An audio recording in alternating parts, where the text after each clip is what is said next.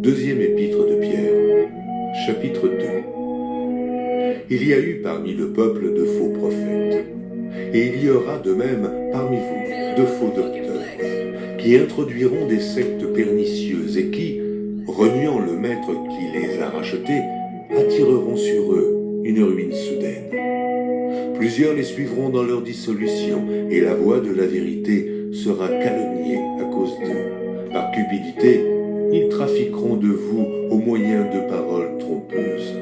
Eux que menace depuis longtemps la condamnation et dont la ruine ne sommeille point. Car si Dieu n'a pas épargné les anges qui ont péché, mais s'il les a précipités dans les abîmes de ténèbres et les réserve pour le jugement, s'il n'a pas épargné l'ancien monde, mais s'il a sauvé Noé, lui, huitième, ce prédicateur de la justice, lorsqu'il fit venir le déluge sur un monde d'impies, s'il a condamné à la destruction et réduit en cendres les villes de Sodome et de Gomorrhe, les donnant comme exemple aux impies à venir, et s'il a délivré le juste Lot, profondément attristé de la conduite de ces hommes, sans frein dans leur dissolution, car ce juste, qui habitait au milieu d'eux, tourmentait journellement son âme, juste à cause de ce qu'il voyait et entendait de leurs œuvres criminelles. Le Seigneur s'est délivré de l'épreuve les hommes pieux, et réservé les injustes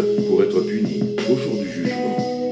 Ceux surtout qui vont, après la chair, dans un désir d'impureté et qui méprisent l'autorité. Audacieux et arrogants, ils ne craignent pas d'injurier les gloires. Tandis que les anges, supérieurs en force et en puissance, ne portent pas contre elles de jugement injurieux devant le Seigneur. Mais eux, semblables à des brutes qui s'abandonnent à leur penchant naturel et qui sont nées pour être prises et détruites, ils parlent d'une manière injurieuse de ce qu'ils ignorent et ils périront par leur propre corruption, recevant ainsi le salaire de leur iniquité. Ils trouvent leur délice à se livrer au plaisir en plein jour. Hommes tarés et souillés, ils se délectent dans leur tromperie en faisant bonne chère avec vous. Ils ont les yeux pleins d'adultère et insatiables de péché. Ils amorcent les âmes mal affermies. Ils ont le cœur exercé à la cupidité.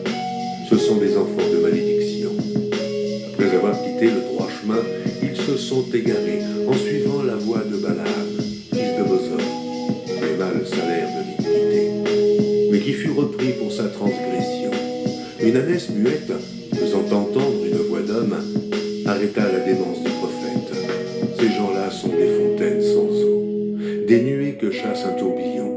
L'obscurité des ténèbres leur est réservée. Avec des discours enflés de vanité, ils amorcent par les convoitises de la chair, par les dissolutions, ceux qui viennent à peine d'échapper aux hommes qui vivent dans l'égarement. Ils leur promettent la liberté quand ils sont eux-mêmes esclaves de la corruption, car chacun est esclave de ce qui a triomphé de lui.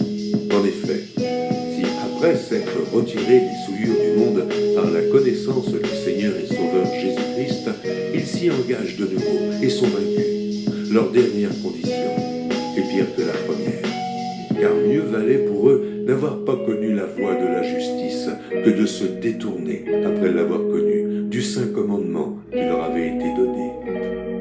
Il leur est arrivé ce que dit un proverbe vrai: le chien est retourné à ce qu'il avait vomi, et la truie lavée s'est vautrée dans le bourbier.